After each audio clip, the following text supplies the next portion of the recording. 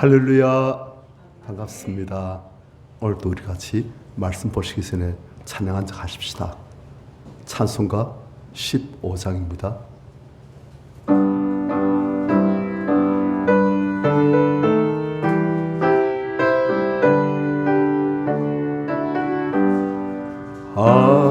하나님의 크신 사랑 하늘에서 내리사 우리 맘에 항상 계셔 온전하게 하소서. 우리 주는 자비하사 사랑 무한하시니 두려워서 떠는 자를 구원하여 주소서. 걱정 근심 많은 자를 성령 감화하시며 복과 은혜 사랑 받아 평안하게 하소서. 처음과 끝이 되신 주님 항상 인도하시니 자기 유혹 받는 것을 속히 끊게 하소서. 전능하신 아버지여 주의 능력 주시고 우리 맘에 임하셔서 떠나가지 마소서. 주께 영광 항상 돌려 천사처럼 섬기며 주의 사랑 영영토록 찬송하게 하소서. 우리들이 거듭나서 흠이 없게 하시고 주의 크신 구원받아 온전하게 하소서. 영광에서 영광으로 천국까지 크신 사랑 감격하여 경배하게 하소서. 오늘 보실 말씀은 창세기 43장입니다. 창세기 43장 1절부터 15절까지 조금 긴다마는 우리가 본문을 같이 보십시다. 43장 1절부터 15절까지 교독합니다.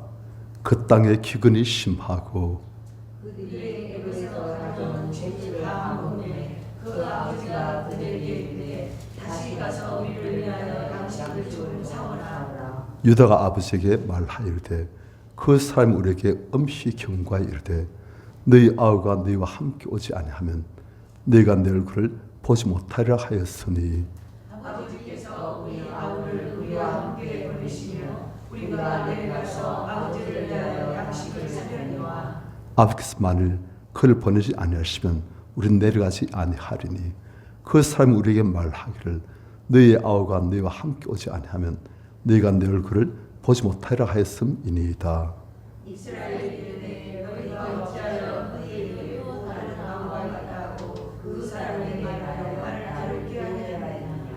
그들이 이르되 그 사람이 우리와 우리 친족에 대하여 자세히 질문하여 이르기를 너희 아버지가 아직 살아 계시느냐 너희에게 아우가 있느냐 하기로 그 묻는 말에 따라 그의 대답한 것이니 그가 너희 아우를 데리고 내려오라 할 줄 우리가 어찌 알았으리까.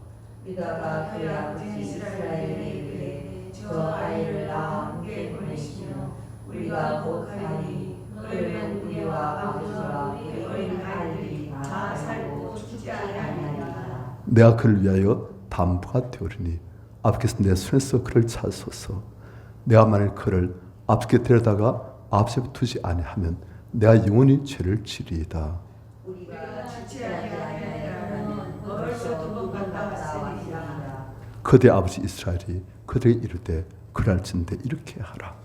너는 이 땅의 아름다운 수산을 그릇에 담아가지고 내려와서 그 사람에게 예물로 드릴지니 곧 유향 좋은가 꿀 좋은가 향품과 몰약과 유향나무 열매와 감 복숭아이니라. 너희 손에 각자의 돈을 가지고 너희 자루 안에 도로 넣어져 있던 그 돈을 다시 가지고 가라. 꼭 잘못이 있을까 두렵더라. 내 아우도 데리고 떠나 다시 그 사람에게로 가라. 전능하신 하나님께서 그 사람 앞에서 너희에게 은혜를 주사 그 사람으로 너희 다른 형제와 베냐민을 돌려보내게 하시기를 원하노라. 내가 자식을 잃게 되면 이르리로다. 같이요. 그 형제들의 예물을 마련하고 갑절의 돈을 자기의 손에 가지고 베냐민을 데리고 애굽에 내려가서 요셉 앞에 했습니다. 아멘. 우리 이 장면을 잘 압니다. 요셉은 애굽의 총리로 가 있어요. 그런데 온천에 풍년 7년 그리고 이젠 흉년 2년째입니다. 그래서 가난했던 야곱의 가족들도 다 기근 때문에 요셉이 있는 애굽으로 가서 곡물을 가져오는 거예요. 곡물을 가져왔는데 그것이 일이 잘못되어서 가지고 요셉을 만났을 때 그들은 요셉인지 몰랐지만은 하여튼 시몬이 감옥에 갇히게 되어지고 그 갔던 10명 형 중에서 9명만 들어왔어요. 그리고 또 요셉은 그 형제들에게 너희들의 막내 아우를 데리고 와야 다음 나를 볼 수 있다. 막내 아우를 데리고 오지 않으면 너희들이 날 볼 수 없고 곡식을 살 수도 없다. 그렇게 한 거예요. 야곱이 일단 곡식을 가졌으니까 잘 먹었는데 곡식 다 떨어졌어요. 이젠 다시금 곡물을 사러 애굽으로 보내야 되는데 문제는 막내 아들 베냐민을 데려가야 요셉을 볼 수 있고 그래야 곡물을 살 수 있는 거예요. 그런데 야곱에서는 베냐민은 절대 놓칠 수가 없는 아들입니다. 야곱이 네 아내 있어요. 그런데 그 아내 중에서 제일 사랑하는 아내가 라헬이라는 아내예요. 이 라헬이 아이가 없이 고생하다가 마지막 때쯤에 11번째 아들로 요셉을 낳았어요. 그리고 12번째 아들로 베냐민을 낳다가 이 라헬이 죽어버렸어요. 야곱이 라헬을 얼마나 좋아했는지 야곱이 라헬을 얻기 위해서 7년을 일해야 되는데 그 7년을 수일같이 이기면서 라헬을 위해서 일하고 또 속고는 또 7년 또 일하고 그 라헬을 아내를 맞이했어요. 그만큼 야곱은 죽을 때까지도 처음 본 그때부터 죽을 때까지 야곱이 라헬을 그토록 좋아했습니다. 야곱 보면은 좀 뭐랄까요? 어떤 외골수. 그래서 야곱은 내 아내 중에서도 레아도 있고 실바, 비라 다 있지만 라헬만 그토록 좋아했던 거예요. 그런데 그 라헬이 죽어버렸어요. 그리고 이젠 그 사람이 누구한테 다 갑니까? 라헬의 두 아들 요셉과 베냐민을 가는 거예요. 그런데 요셉을 또 잃어버렸어요. 형들이 요셉을 팔아버리고선 아버지 때 말하기를 요셉의 옷이 이겼는데 피가 묻어 있나이다. 이 옷을 우리가 들여 주었습니다. 아마도 아버지 아들 요셉이 짐승에게 물려져 죽은 것 같습니다. 하니까 야곱은 또 라헬이 죽었지 요셉도 처참하게 제일 아껴 사랑하던 그 총명한 요셉이 처참하게 짐승에게 뜯겨서 죽은 것 같이 이젠 모든 야곱의 사랑이 베냐민한테 다 있는 거예요. 그런데 지금 어떻게 됐습니까? 베냐민을 데리고 와야 곡물을 살 수가 있다. 그런데 전부에도 곡물을 살았다가 누굴 잃어버렸어요? 시몬을 잃어버렸어요. 시몬이 감옥에 있는 거예요. 그런데 베냐민도 데려왔다가 또 베냐민도 시몬처럼 감옥에 들어간다든지 혹시 무슨 일 생기면 어떻게 될까? 야곱은 지금 너무 겁난 거예요. 그의 마지막 남은 너무나 귀한 사랑, 자기 목숨보다 더 귀한 이 사랑하는 베냐민이 혹시 무슨 일 생길까 봐, 혹시 이 베냐민을 잃을까 봐. 그런데 이젠 상황이 아무리 회피해도 이제는 곡물이 없으면 다 죽게 되니까 베냐민을 보내지 않을 수 없는 상황이 되어버렸어요. 그래서 야곱이 이젠 베냐민을 할 수 없이 보냅니다. 그런데 보내면서 하는 말 보면 참 재밌어요. 14절, 15, 13절, 14절 같이 한번 다시 읽습니다. 시작. 13절, 14절 시작.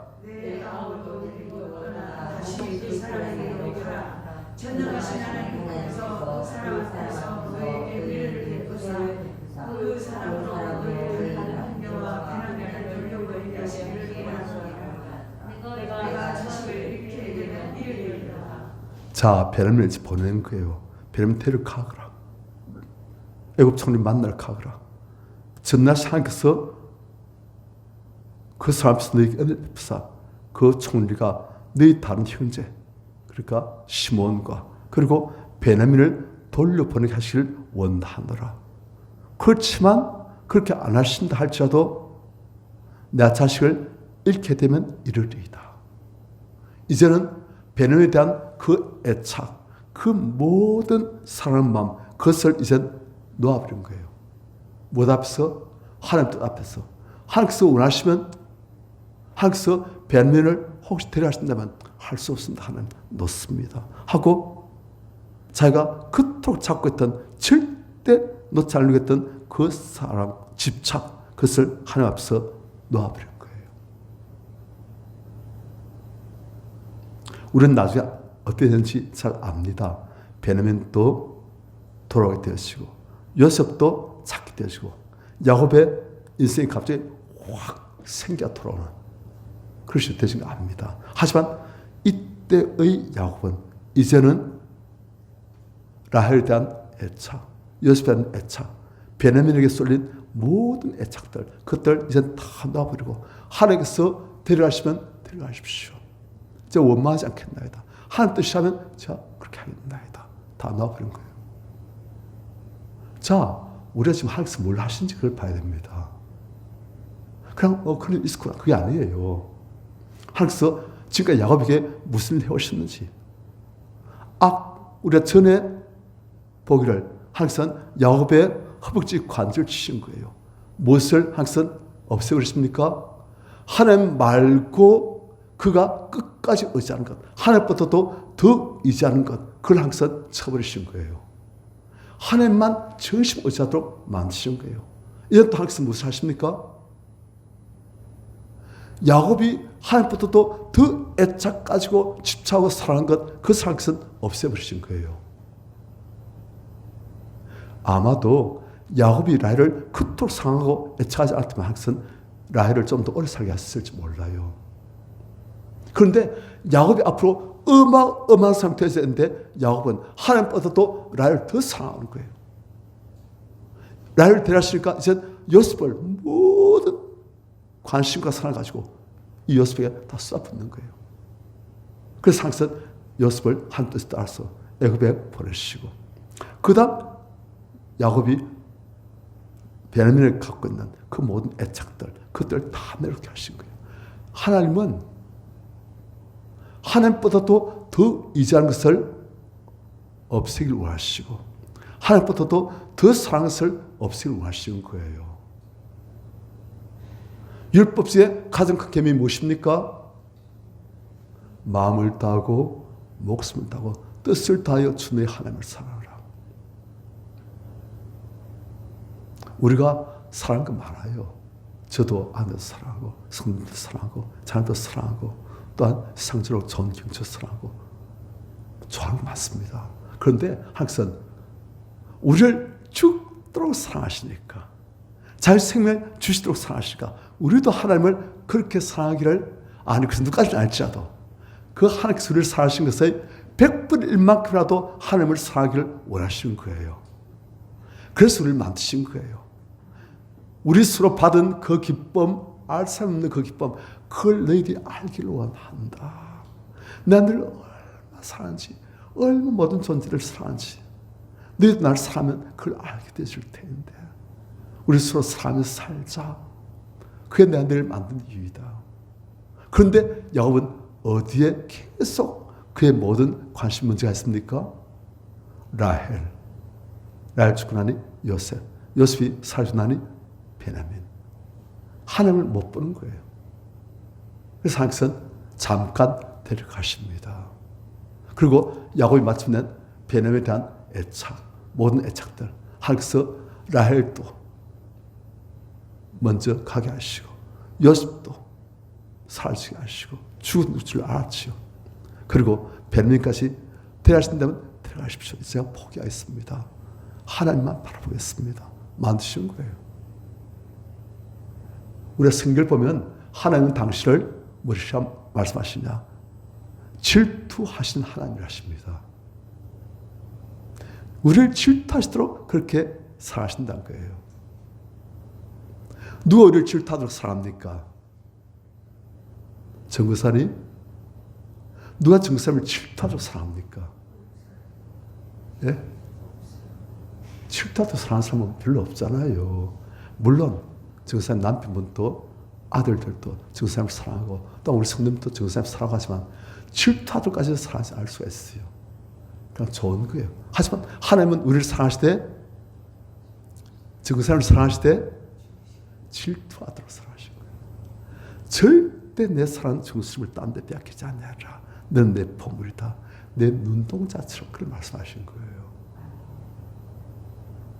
그래서 항상 우리를 그토록 사랑하시는데 너희도 이제 날 좀 사랑해라. 너희가 날 사랑하면 네가 날 사랑하는 그 사랑으로 내가 너를 사랑하는 것을 네가 알게 되시고 그 사랑으로 네가 사랑하던 모든 것들을 하나님의 사랑으로 사랑할 수 있게 되어진다. 그거예요.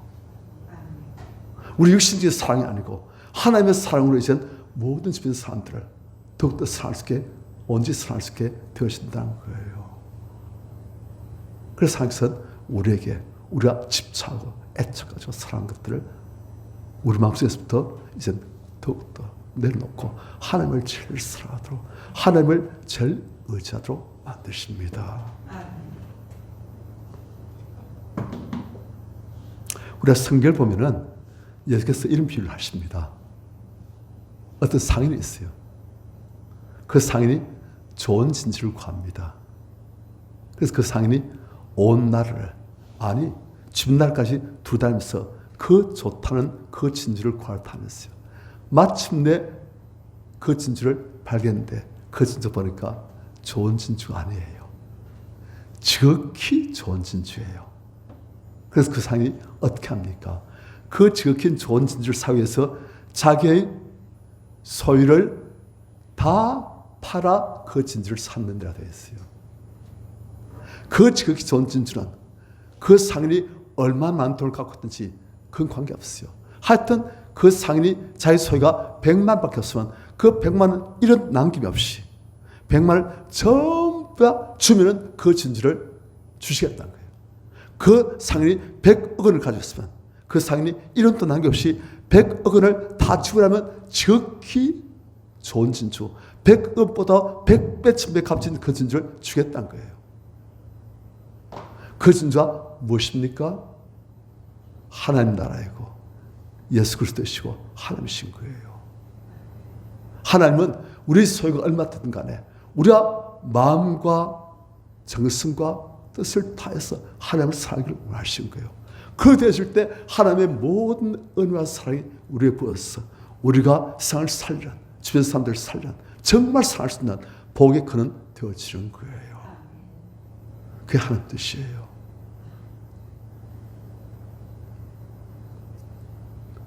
찬송가 314장입니다.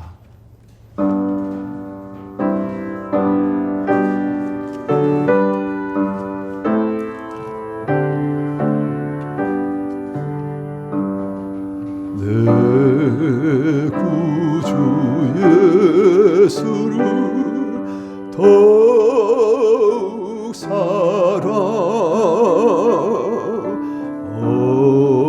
엎드려 비는 말 들으소서 주소서. 내 진정서를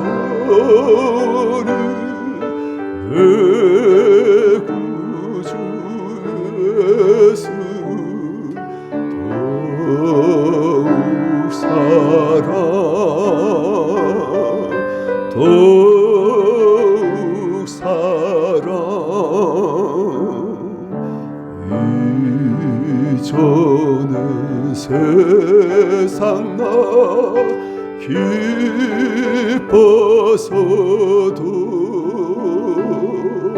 지금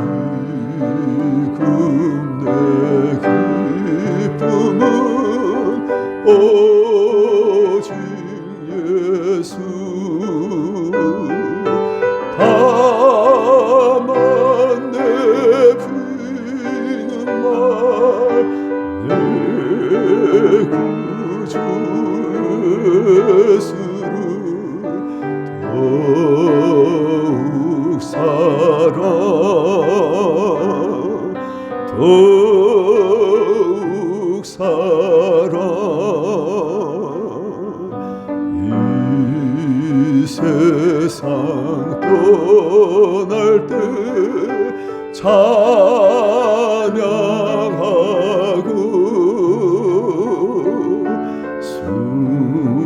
숨질 때 하는 말 이것일세. 다만 내 비는 말 내 구주 예수를 더욱 사랑 더욱 사랑. 우린 사실 우리에 대한 하나님의 사랑을 잘 모릅니다. 너무나 모릅니다. 우린 우리가 경험했던 인간적인 사랑, 그 속에서 하나님의 사랑을 우리 나름대로 추측하는 거예요. 하나님께서 말씀으로 아무리 말씀하셔도 성령의 역사가 없으면 우리는 깨닫지 못하고 그냥 머리로만 사랑하신다, 정말 사랑하신다, 죽도록 사랑하신다, 십자가에서 죽었도록 사랑해 주셨구나, 그렇게 하는 거예요. 그런데 성령의 깨닫게 하신 성령의 감동이 있으면 그게 느껴지시고 마음이 와닿게 되시고 정말 죄송하고 정말 감사하고 성령의 조명 속에서 하나님 말씀을 봐가면서 우리 하나님 사랑을 더욱더 알아가는 거예요. 여인이 어찌 그 젖먹는 자식을 있겠는가? 어찌 자기 태에서 난 아들을 불쌍히 보지 않겠는가?